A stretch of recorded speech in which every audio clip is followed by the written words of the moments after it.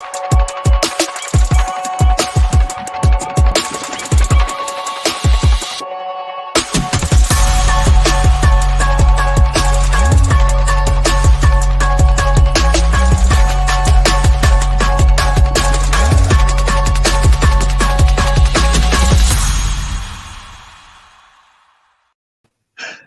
evening and welcome to The Caring View, the online social care chat show that is a platform for everybody. And tonight it really is a platform for everybody.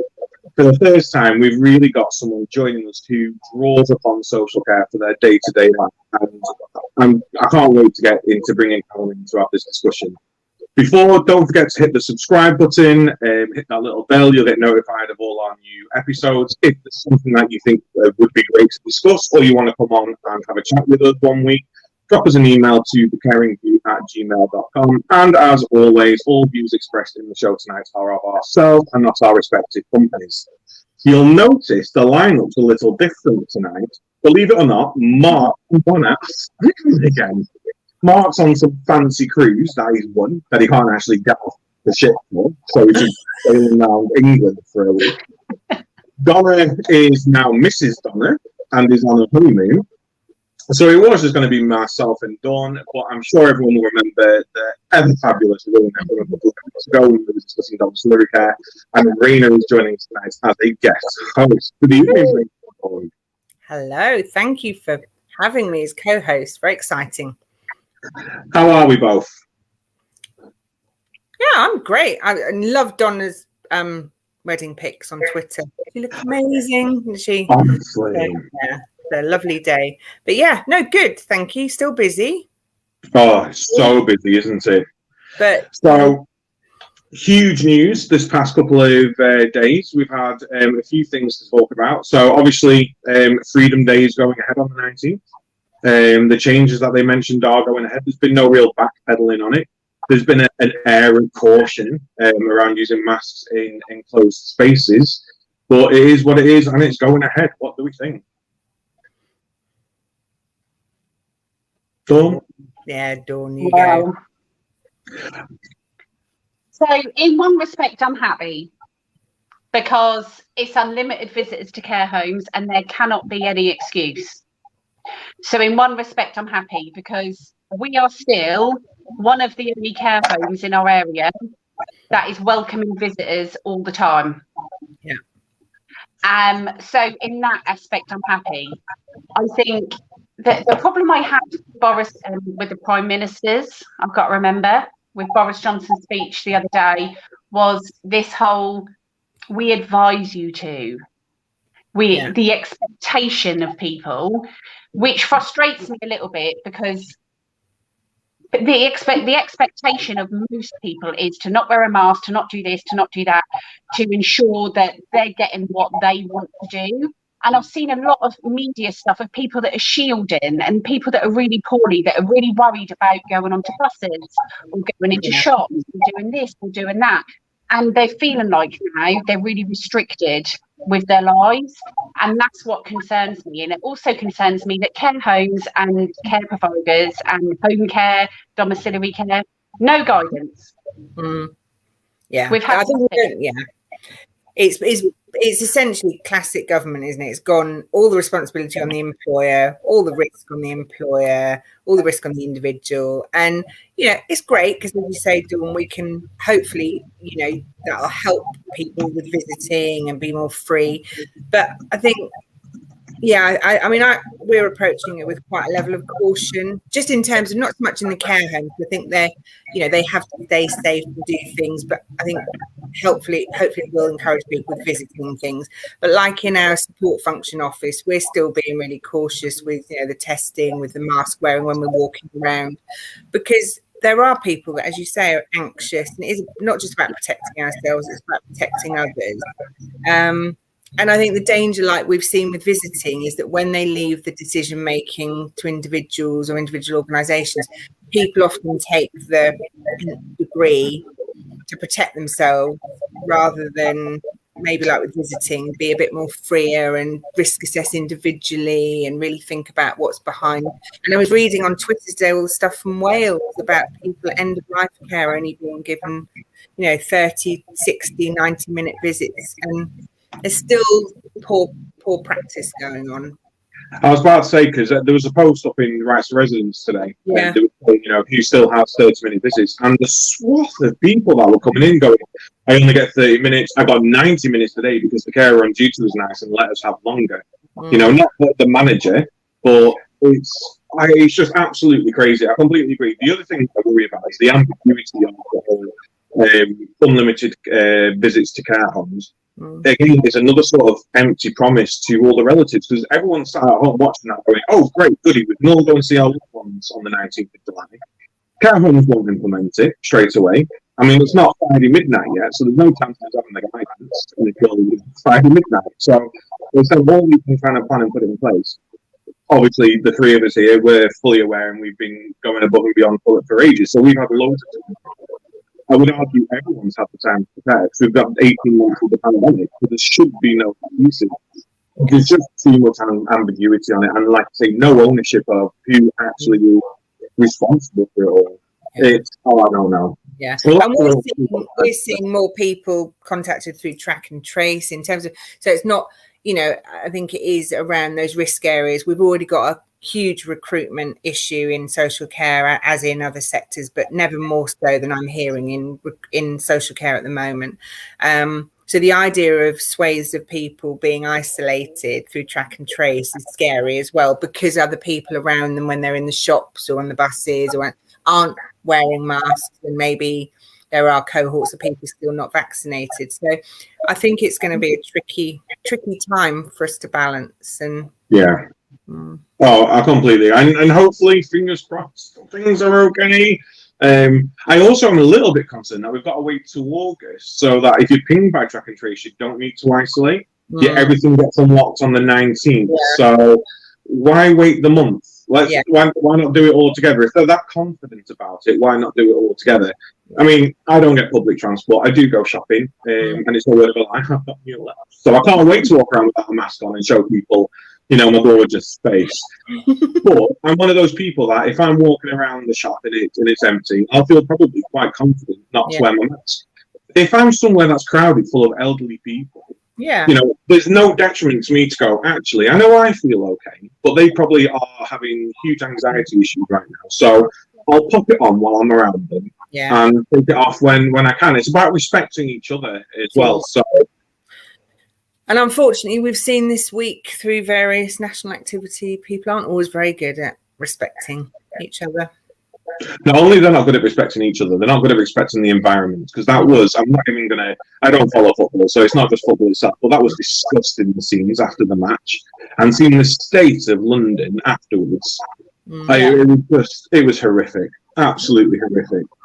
So the other thing to discuss is the unfair to care report that's come out, which I know a lot of care workers probably sat at home in social care settings going, ooh, £7,000 extra we could be earning, which it sounds fantastic. So for those who are watching who don't know, the unfair to care report has basically found that people who work in similar settings of similar professional skill sets, PCSO, teaching assistants, on average are paid around $7,500 more than care workers are in social care, which is a lot of money. I think it puts the average wage, if you add that onto an £8.91 wage, to about £12.60 an hour, which would be absolutely phenomenal. How are we going to fund that? I mean, I personally think it needs to happen.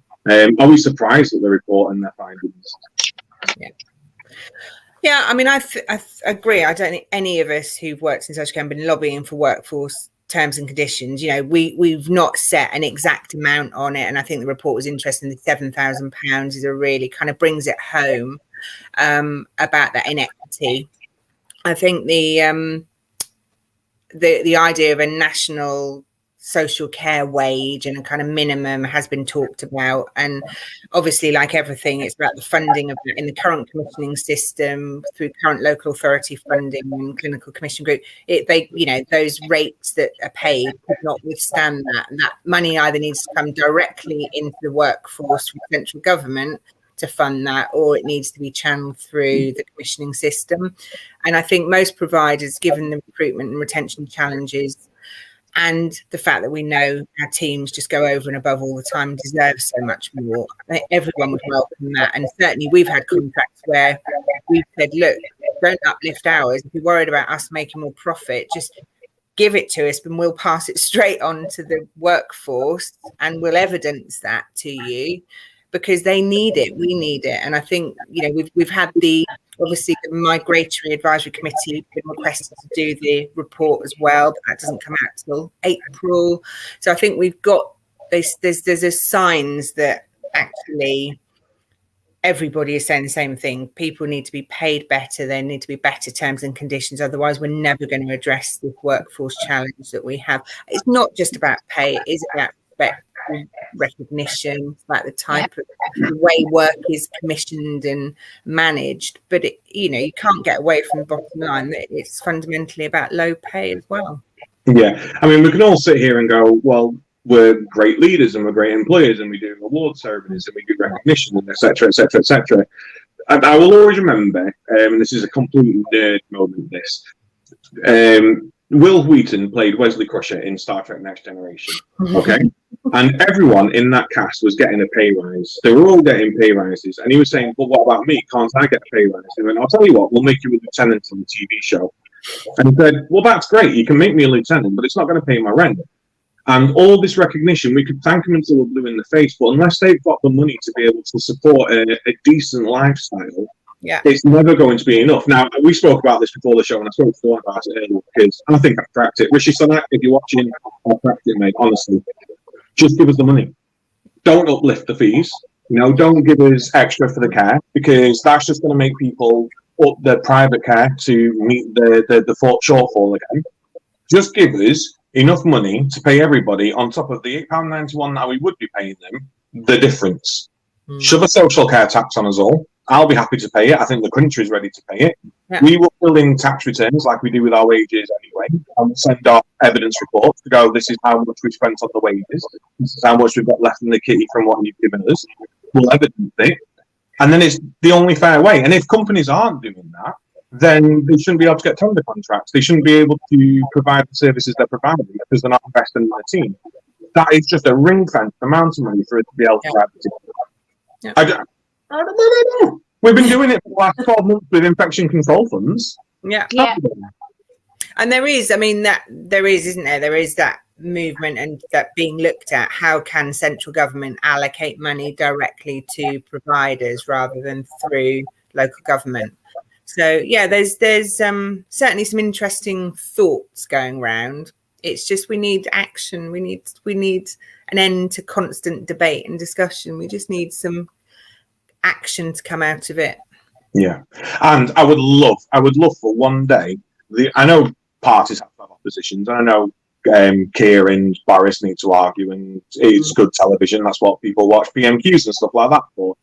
But for once, it would just be great for the Tories to come out and go, this is what we're going to plan on doing. And for Labour to go, it's an okay idea, it's a foundation, but why don't we work together to make something proper? Let's just work together and fix the system. Yeah. Because in 3 or 4 years' time, one of us will be in power. And if it's us, we're going to change everything that you've done anyway. So there will still be no progression. Why can't we just work together? Yeah, it's definitely an area for cross-party coalition. I think there have been attempts at it, but it needs to be more strongly followed through. Yeah. I also think it's a recognition thing, hugely. I think, and I gave Adam this example at the beginning of the week. I'll give you an example. My son had work experience virtually last week. They had accountants, they had business managers, they had the NHS, all sorts of people talking to my son about all the careers he could go into. Not one representative from social care. I think the more it gets recognised that this is a career choice and that this is something they can go to, the more that people are probably going to think, okay, that is a choice that I want to go into and I want to be paid well. And then the kids move on from there. Not one person from social care. So then I rang round to the high schools. I contacted other high schools because my son was actually trying to acknowledge that I worked in social care and why had he spoken about the NHS. And none of the high schools in the area had a representative. So I think it's all recognition factor, that this can be a career choice, but is anybody going to go into that career choice with the pay scale that they have and with the unrecognition that everybody gets? But I mean, you're absolutely right. The careers in care, I think people are really shocked when they know what managers can earn, because they're it's such a responsible role, and that's a lot of what we do, is that careers in care, that working with schools, colleges, the NHS, integrated care systems, to say, we do have careers in care. People can be the best at any grade they want, but there are also people who flourish and grow and develop, like yourself, Adam, with your new role as well. Congratulations. And it's but people do, there are great career paths, and not just in care, but now we've got commercial, HR, finance. People are having amazing careers, but everyone's really blinkered to that. Which is a shame. And like you said, then it's about acknowledging, because this is what I've always said. Some people actually are just fine being at that level. Yeah, they love being care workers day in, day out, and that's fantastic. To be proud of what you do is fantastic. Some people want to advance. That again is fantastic. What we can't do is push people who don't want to advance into roles that they're not suited for or want to be in, because then they do leave the sector completely. Yeah, absolutely. And for those who don't know what Raina was just saying, I am becoming joint registered manager for both our home care and our residential care services at Keppelgate. Woo-hoo. So quite excited. Just waiting for my CQC interview now. So yeah, quite exciting. Also, just so everyone's aware, there is a thunderstorm down in Norfolk at the moment. So Dawn may dip in and out of the signal. She's not doing her peers and walking off. Don't worry. So. Really excited. Raina, do you want to introduce our two guests tonight? Yes. So we were thinking about ideas, and this show's just covered so many amazing topics in the last few months. So we thought live-in care was an area that is still really, really widely misunderstood or just not known about at all. And we were lucky enough to have Callum, someone who's used our services for some years. Hi, Callum. To talk about his experience of using live-in care and what it means to his life. And then we have fabulous Jodie, who's one of our Field Care Supervisors, who has joined Callum, works very closely with Callum, to talk about what it's like to work in live-in care and manage in live-in care. So really welcome both of you. Thank you so much. We know it's a little bit nerve-wracking, but it's really all right. So Adam, have you got any burning? Because I know when I came to home care, Dawn, you and Donna were like, actually didn't know that much about the home care. Live-in's going to blow your mind. I mean, for me, the one thing, and this is what I think people who are watching this might not understand, because I still can't wrap my head around it, is the idea of 24-hour support in your own home. I mean, that option's available. To live in your own home with 24-hour support, I think it's amazing. Absolutely amazing. I just don't understand how it works, and I don't understand how beneficial it is. So I think what I want to ask Callum is, what does it mean to you, Callum, to be able to stay in your home with the support of your team? Everything.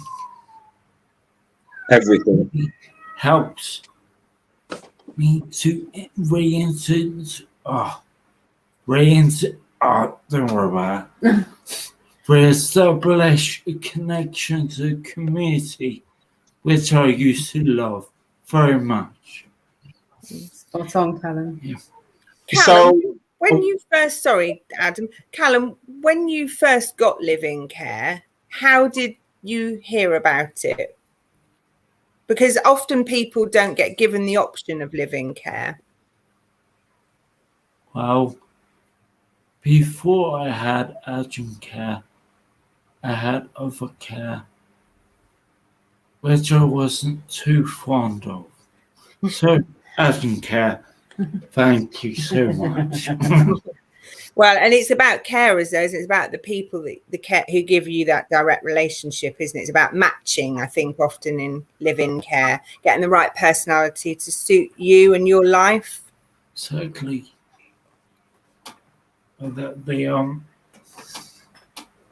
I'm not stuttering. Fine. Do you want me to rephrase it in a bit of a different way? We're there.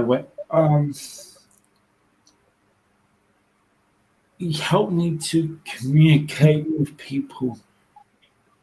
Yeah. Directly. No.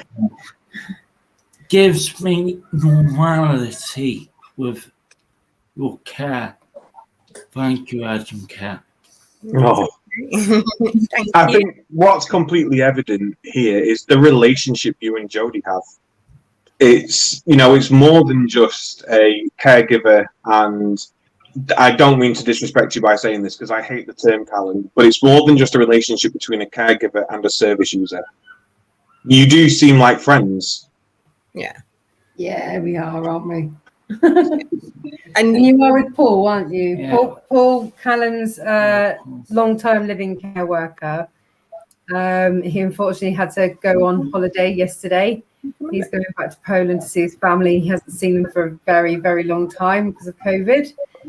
And we've got Peter here with us now supporting Callum, and things are going already really well in the last 24 hours. Yeah. So it's going really well. Paul is amazing with you, isn't How he? many hours have I had Peter for? I think it's about 24 hours now, quite literally. Yeah, it's like, No, but Paul's been here right from the start, hasn't Yeah. he? And he could see where transition. Callum needed more support than anything, which was emotionally, wasn't it? You needed comfort and guidance, didn't you? Yeah. And he gave you that. I And had it was a like, knock on the head. So, yeah, I did need that, babe. you did. Which I got in the end. You did. Thank you. And you and Paul have a really, really good relationship, don't you? Love him like a brother. Oh, fantastic. I do home care, so we deliver care in the community, and we've also got a residential home, and we always try to match people as best we can. So we'll take people around, introduce them, and they'll get to meet them. We're only a small company, so it's not too difficult for us to do that. But how important is it to you? I mean, this is to Jodie and Callum. How important is it to really match those personalities, and how do you go about it? How what we call care matching. So how important is it to have somebody here with you that you can have? To Yes. How important is that? very, very important. And it's had some bumps, hasn't it? We've had, when Paul's been on holiday previously, there's been a clash of personalities sometimes, hasn't there? And if I'm not visiting, Callum and I we FaceTime each other quite a lot. Exactly. And you tell me if something's not working or if there's something that can be improved. So I try and step in. I try and see where we can try and find a common ground. But the majority of the time, you say if you're not happy, then we go, right, I think it's time to try something else. Let's see if somebody else is willing and up to the challenge. So it's always down to Callum's choice. So we're not going to take that away from you. We're not, you run your care. I just help you run it. And I think that's an important thing. I think Jodie cracked it there. Living care has to have certain, people need their own room, and not everybody's got a separate bedroom and places for people to go. That personality matching, because for any of us, having someone live in your own home is a huge thing. And I think we ask a lot of living carers, probably more than any other service, because you're in someone's home and we're saying you need to be professional, you need to maintain boundaries, but at the same time, make the person feel comfortable in your own home, become their friend, become like part of the family and the furniture, sit in your PJs watching telly together, but don't be unprofessional, don't cross those boundaries. Really hard ask for people. It's massive. No one wants someone living in their home who makes them feel on edge, and it's also formal that it feels stilted all the time. But equally, our teams have to maintain a professionalism that is their duty of care and within the regulatory. That must be hard sometimes for you, Callum, and for Paul to just manage that relationship. Yeah. So do you set the boundaries, Callum? Do you find it hard with Paul? You don't, Not do you? at all. You and Paul just literally feed off each other, don't you? Yeah, we do. And you know that the rapport they've got with each other is great. You know, but pre-COVID, you were down the pub. Yeah. We want to try and get you out as much as possible. And what was don't it that you were drink, saying? by the way. No, you didn't. Of course not. We believe. But we were talking before we set everything up. You were saying what was the most poignant thing about being at home when the flat was all found for you and all the care was sorted out. What was the one thing that you wanted to do and that's been maintained? Reconnect to my family and community. Your daughter. Yes, that was incredible. Yeah. Callum's got a young daughter. What's her name? Oh, you don't need to tell me, actually. We're live on TV, so you don't need to say that. I've just realised. Callum's got a very young daughter. Lorelei, yes. And we've got that in common because both our children are the same age. Mm-hmm. So we share a common interest with schools, don't we? And since Callum's been home, he's been able to form a better bond with his daughter. Yes. The house is full of toys that need to be packed away, but you really enjoyed the fact that, you know, you're getting that proper father-daughter bond, which you didn't have before living care. Right. So I suppose, not to keep on to the relationship angle of this, but I suppose your living carers, Callum, also have to get on with your family. And you need to be able to have that rapport with everyone who's important to you. And has that been difficult, or has that been fine? Exceptional, really. It's been very good. Yes. It's been very good. And like you say, that it was messaging me every day. I know I was. This was the first lockdown when we couldn't get out and see everybody. We would talk every day, wouldn't we? Because you were finding it very, very hard. No, is that hard not going out as much in the community? Exactly. I was so isolated. Well, with Jodie was. And with Paul as well. Yeah. You and Paul kept you and Paul kept each other going. I can't pronounce Paul's surname. I'm not even going to try.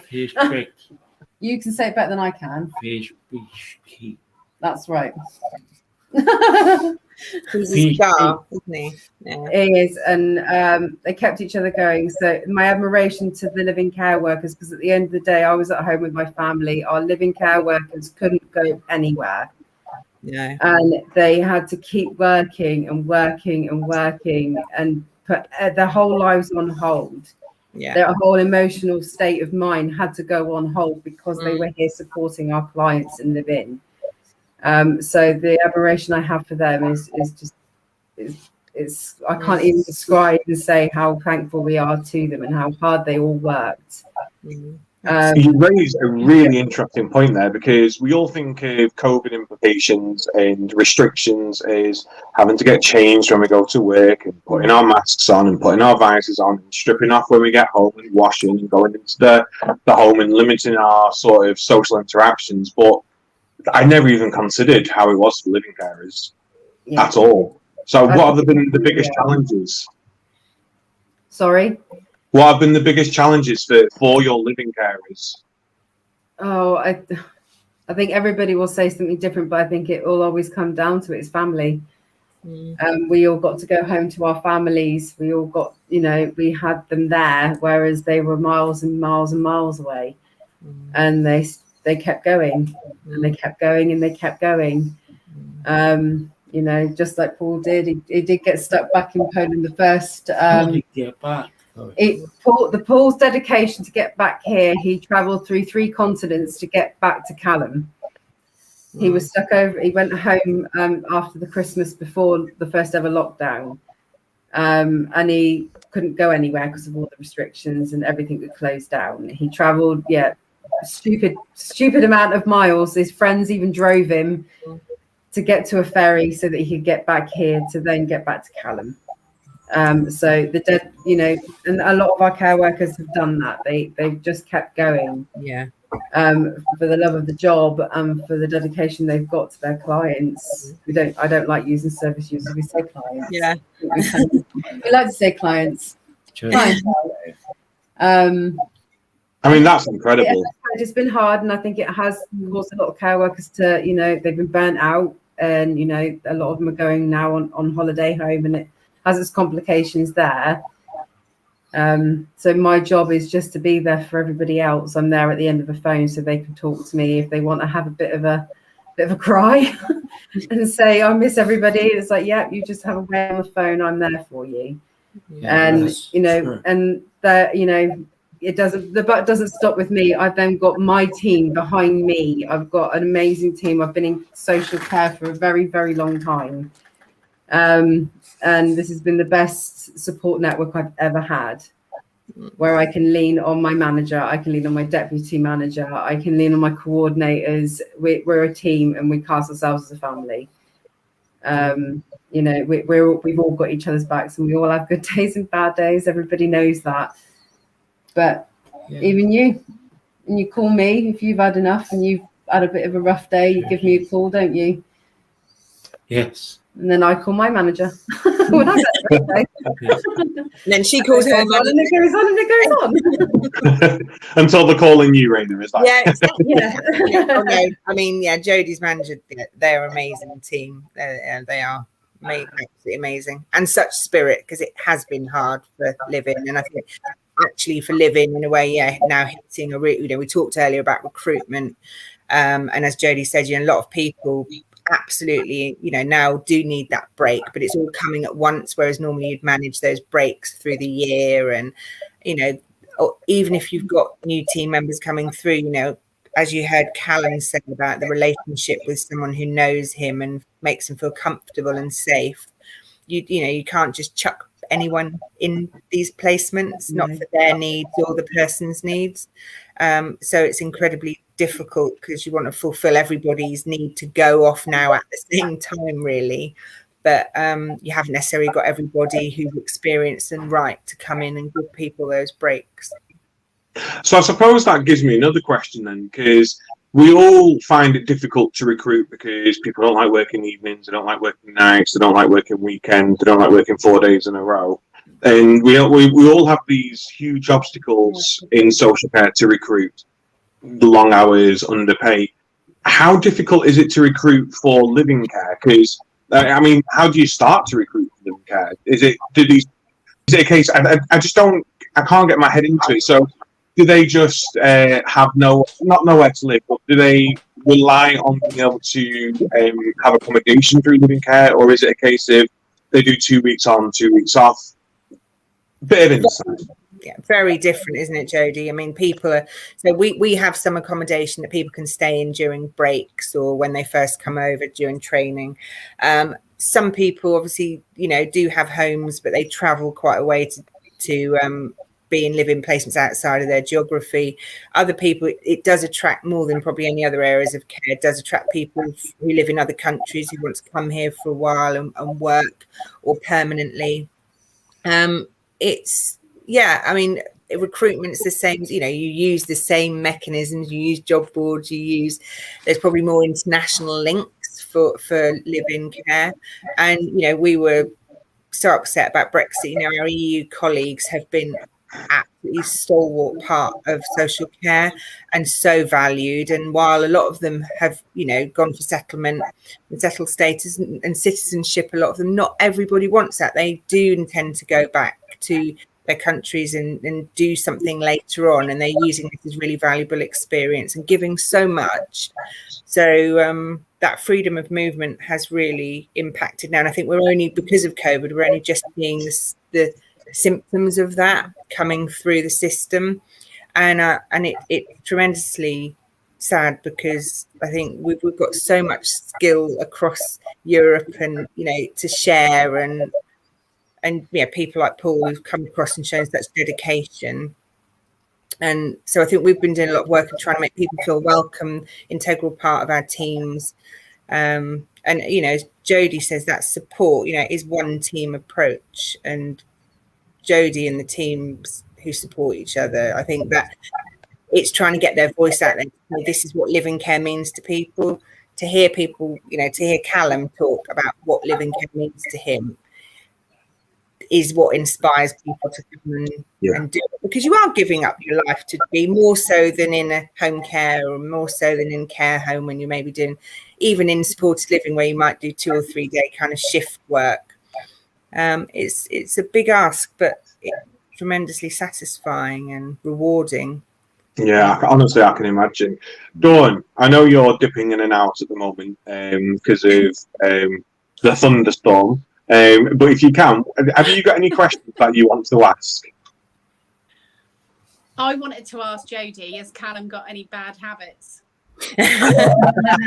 You can answer that one. Feed me. That's Callum's go-to phrase every single time. Please. You do have a bit of a potty mouth. Working on that. Yeah, we're trying to find other ways that we can express ourselves through our vocabulary. Yes. If you find out how to do that, Callum, let me know. My mouth is terrible. Six. Yeah. Fiddlesticks, yep, another good one. Well, Susie Dent just wrote a whole book on how good swearing is and how interesting it is. So maybe Callum should get that as a Yes. Yeah. Duly noted. It's duly noted. Thank you. I might get you that as a thank you present, Callum, for doing this. Raina. So obviously COVID has put us all in precarious positions, and care homes are only just now opening up and letting people go out and about into the community with relatives and loved ones. Jodie, Callum, how are you managing at the moment? How does your support team, Callum, enable you to access the community? Well, I have a talk down before I go out, and that helps with my anxiety sometimes, which helps so much. It's like a bit of a pep talk, isn't it? Yeah, that's it. And you're really understanding, because I've had a brain. Callum wears his mask, even though he can technically fall under the umbrella of, like, he could be exempt. You still feel that it's important that you follow through, isn't it? And you wear your mask just like everybody else. You're still getting out and about. We're very fortunate where we are. I still have full mental capacity. That's what Terry says. But you're very lucky where you live, aren't you? You're right on the coast, so right by the seaside. There's loads of places to go, and you get your mum comes and visits, doesn't she? Now, more often, your mum is literally just up round the corner. So yeah, there is, and people are coming to visit, you know, when they can, but. You know, with the support of our living care workers, they are here all the time. So when it's not, they have allocated break times. They're it varies from day to day when they can have like 2 hours off, or sometimes it might be half a day, whatever we can fit in to work around it. But the days that, you know, you've got somebody to yourself, is a plan for where you're going to go, isn't it? And if the weather's good, you've got your regular haunts. Where you like to go, but we do face some challenges even before COVID, wasn't it? What we were talking about, that this umbrella that you fall into, that gets me very, very wound up, doesn't it? When we're trying to look for activities in the community, because you wanted to do a lot more adrenaline-based activities. Before Callum's injury, he was a bit of an adrenaline junkie. He liked dangerous sports, but we're quite limited to what we can do. But when you look for things that are in Callum's abilities, it falls under the learning disability umbrella, which I want to shake people when I go, Callum's not got a learning disability. He's got a brain injury. That's it. He's like, you know, that you can't fall into this category that Callum just keeps slipping into all the time, and it's really frustrating. And it doesn't help you at all, and it frustrates you awfully. And you get really, really cross that, you know, it's only sports based for this person and that person, but Callum kind of this missing link that there isn't much out there, especially in the local area. Do you find, Callum, that there's a lack of understanding about your needs within society? Not within your care team, because I know that they're really supportive, but as a society as a whole, do you think there's a lack of understanding about what your needs are and how capable you actually still are? Yes. Unless some people, like Jodie, just really empathetic people, really engage with their clients. Other people don't do that. No.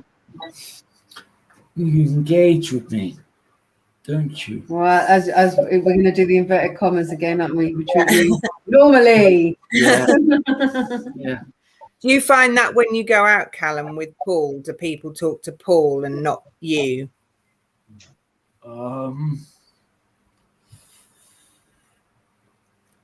Yes. No, don't. I think you're quite a pillar of the community around here. Yes, and, I really am. you know, Callum's been around this area his whole life, so everybody does know Callum. Reputation. We're quite fortunate that I think if you were to go and we find it with other people, yeah, I find that people talk to the care worker or the person behind Callum than what they do get to you. Know that, don't they? Yeah, but you know, everybody around here is really good, aren't they? You're quite lucky Very that nice community. people talk to you directly, don't they? Yeah. Callum, what would you say to people who, you know, social workers or doctors who don't know about live-in care and don't give it to people as an option? Because often people do get told, you know, you need to go into a care home. We can't afford to keep you at home with live-in care. Or, you know, what do you think about people not being given a choice? Are they given a choice? Unfortunately, Callum, a lot of people aren't given the full aspects of what's available to them. It's like you didn't know about live-in care, did you? Until the day our care assessor John turned up to see you and he explained it to you and like, yeah, we're here to get you home or get you into your own home because you didn't have your own house at that point. So we were reliant on social services, but social services were the ones that found us. But you didn't know anything about it until the day that John turned up. But a lot of people are misfed sometimes information, or they're skipped over because it's quite expensive living care, whereas all their care needs can be met in a care home. Okay. So sometimes they don't always get told that living care is an option. They'd rather speak for me. Yeah, sometimes, yeah. But how would that make you feel if you weren't given an option? Let's just say that. How would you feel if this wasn't an option? That you were just being told that it's a care home and that's it? I feel very secluded of my family. I want to see them. I know you do. Yeah, I do. Thank you. But what would you say for other people that are out there? What would you have to say to people that are watching this right now, and they don't, you know, that their only insight is that there's care homes or home care, which is the people coming in to visit you but not stay with you? What would you have to say to them? Say that living care is a good option or not? See things for what they really are. Fight for what you want. I think it is, isn't it? It's a case of you fight for what you want. If you want to be at home, you stay at home. And I think you're absolutely spot on there, Callum. Is people do need to see things for what they are, and as Raina said before, you know, we're told, oh, we can't afford to, and it brings value, a lack of value to people's lives, doesn't it? You know, you're at X amount of a budget, we can't afford to do that, so we're not going to be able to meet your needs. I think you're here showing that actually living care is a true viable option for some people out there. And I think it's, immensely important.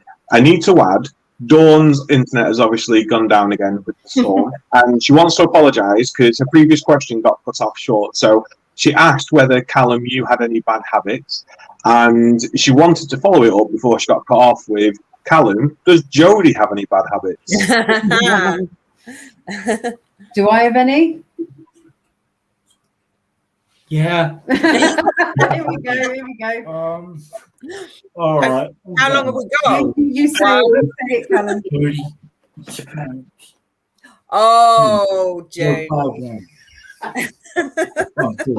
Jodie's going red behind her mask there. Getting hotter as we speak, yeah. And it doesn't help because the mask makes the complexion even more noticeable. It does, very much so. We got matching the blue. I think I need a shade of purple or something just to take down the red. So, Callum, it sounded like there was a list there. So smoking. Anything else? Anything else? I've got a bad habit.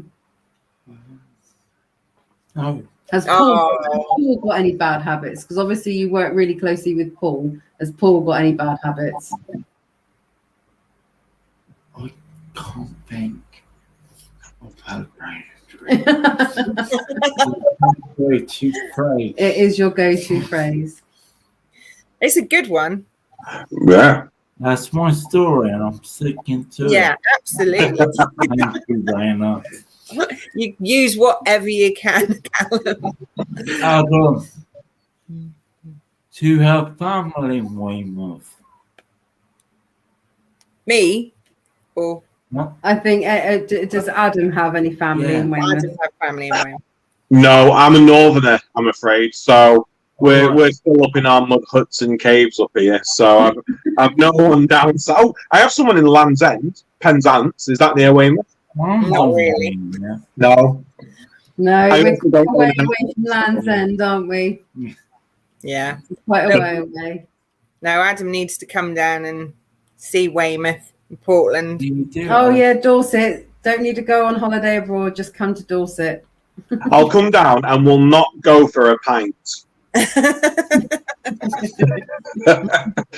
So, Jodie, you brought something up interesting before that I just want to touch upon again is obviously living carers. I think we all envision that they work 24 hours, they don't sleep, they don't breathe, they don't eat. But obviously you said that they get their allocated break times. They do. What happens in that break period? So let's say Paul has, say, 4 or 5 hours off.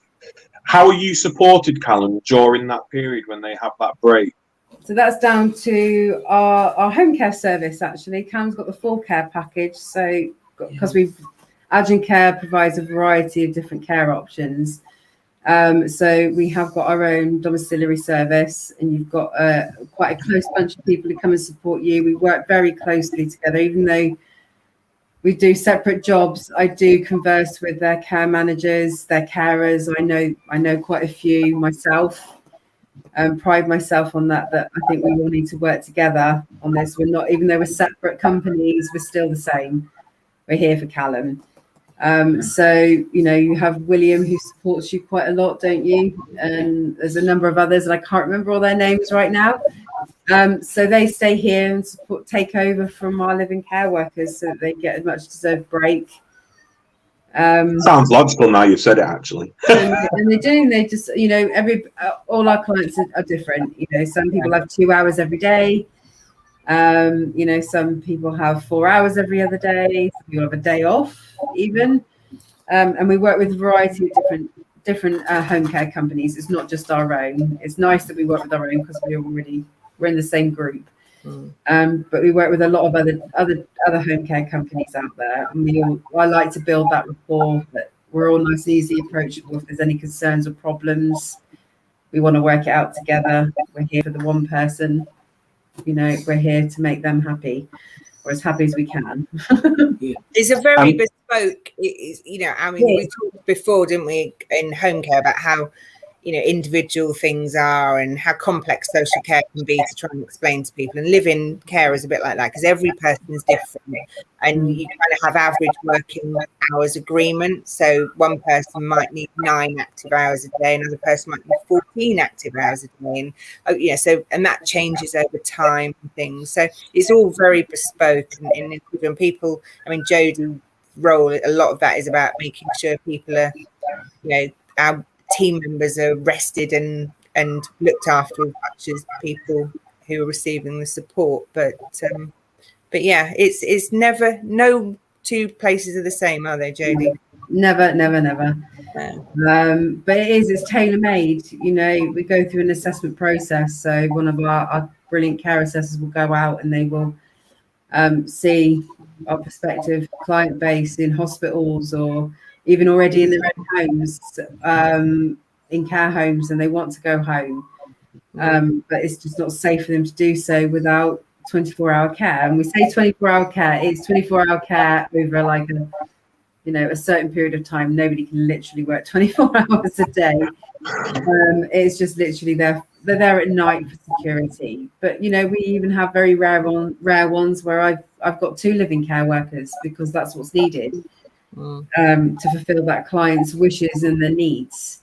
And sometimes we do get it. It's rare, but sometimes we are very lucky. CHC, we can have clients with extremely complex and high level needs.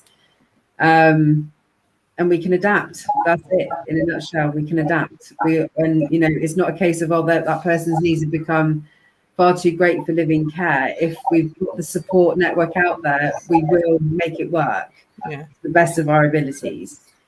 What do you think, Callum? Backwards for me. Sorry? Paul does bend over backwards for you. He does. What do you think he likes about his job? What do you think he likes about living with you, Callum, apart from living with you and your... That's a given. Is that enough in itself? He's actually making a difference. Really is. I think Paul gets a lot out of this as well, doesn't he? I think he does. I think he wants to make things better for you, and I think he takes pride in that.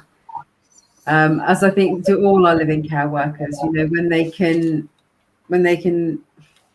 just make somebody smile sometimes, and just even if it is just going for a walk, or if it's playing a game of cards, if it's any even just sat down watching telly, if it makes a difference, and it does sometimes go really unnoticed, and it is a bit of a thankless job sometimes. But with somebody, when we're supporting Callum expresses how much gratitude he's got, which Paul feeds off of, and he knows that he's doing a good job, and it makes it all worthwhile for him. And I think it does for a lot of our care workers when they get that level of response. They want to do more, and they want to just keep doing more and more and more. Yeah.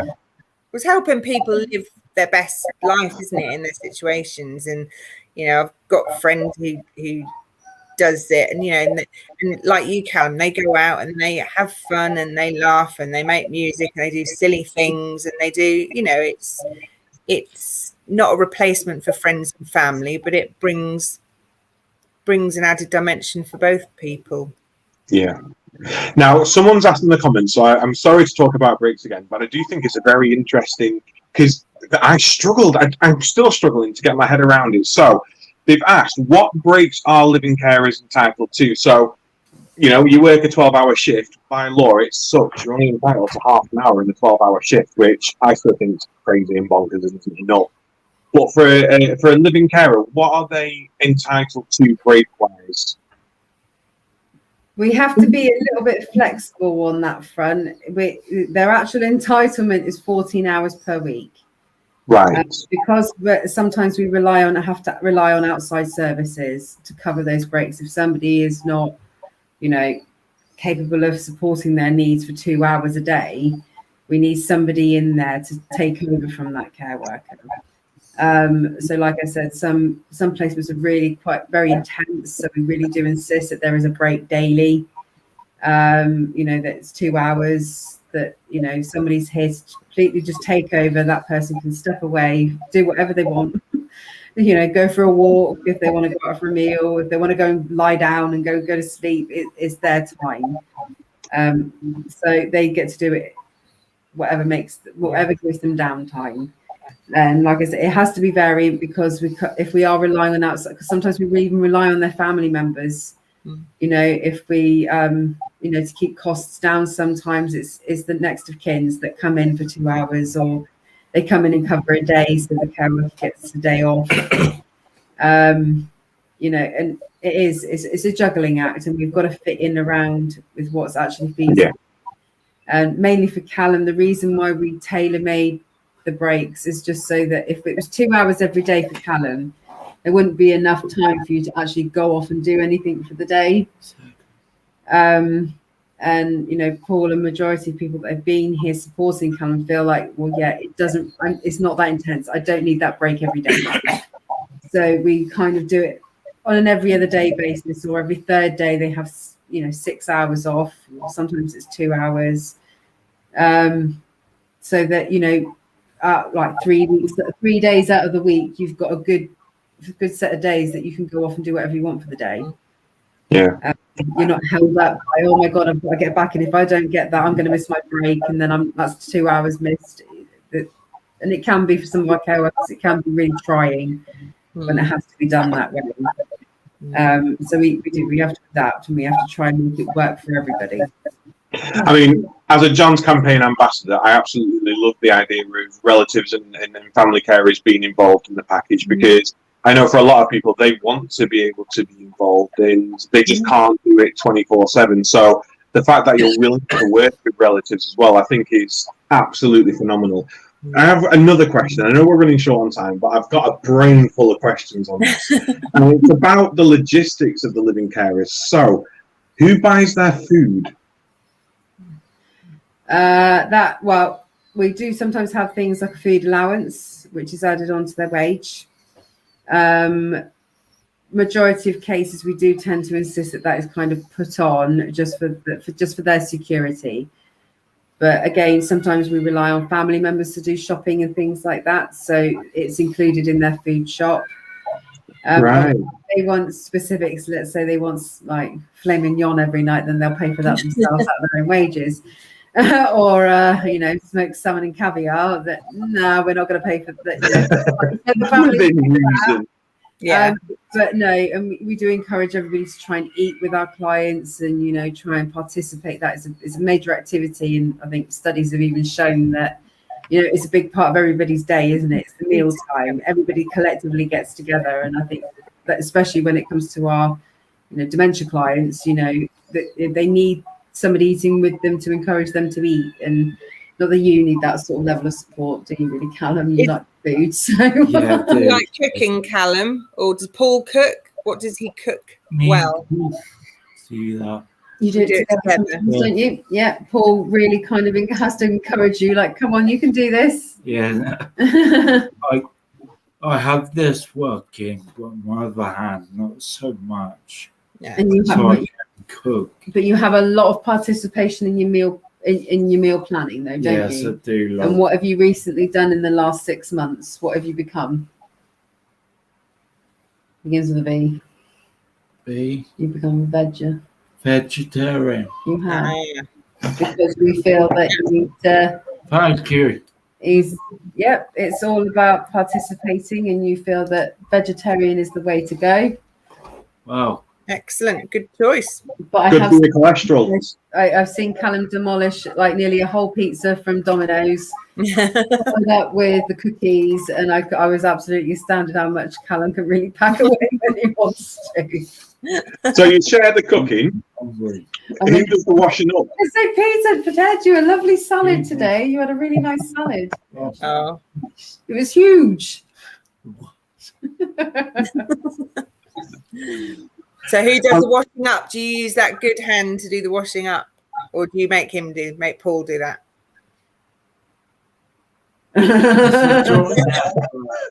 You're not going to admit it. I cheer him on from my dad.